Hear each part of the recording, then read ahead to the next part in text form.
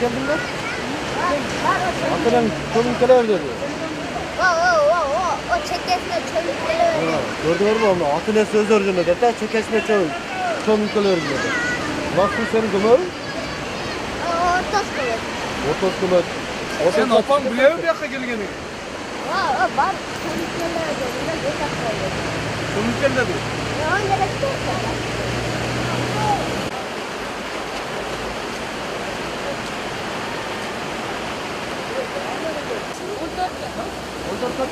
Hangi tutulur?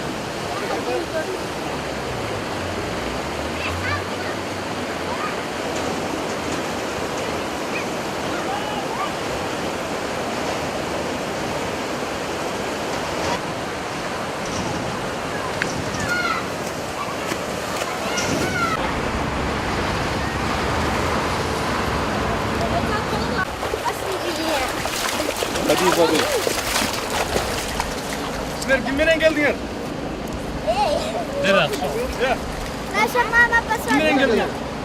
Где ваша мама? Дома. А чего вы не купаете?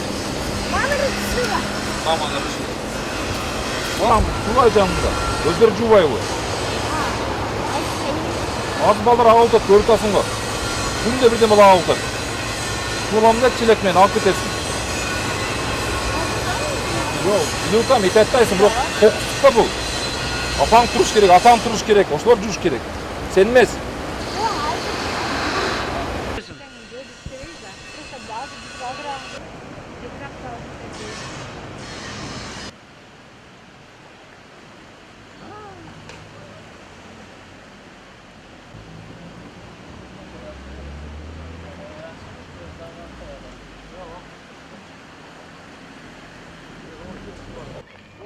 Балдар секүү? Екі тең. Бар жоқ, үчөө тең. Басышқанды біле балдармы? 2018-жылдың мына июнь айынан бері, ушу кирини сезону башталгандан бері, мына ушу күнгө чейин азыр Ош шаарынын аймагында 4 бала катталды, ушу сууга аккандарданчы. Бунун катталганын себеби ушул ата-эненин кайдыгер мамилеси деп айтып кетсек деле жаңылышпайбыз. Лерин ата-эне карабаса, ата-эне карабагандыктын кесепетинен ушундай терс окуялар катталып атат да. Эгер ата-энелердин бардыгы эле ушу көңүл кош мамиле кылбай, ошо балдарын жакшы карап, көз салышса, ошо жакшы бир натыйжа бермек да. Ушу сууга аккандын алдын ала иш-чаралардын бирден бир себеби болуп эсептелет эле да.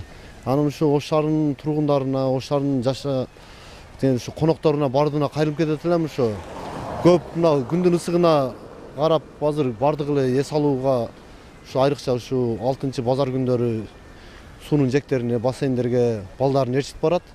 Ошол маалда дагы ошо балдарына тынбастан көз салып, ошо көз алдында караса жакшы болот эле.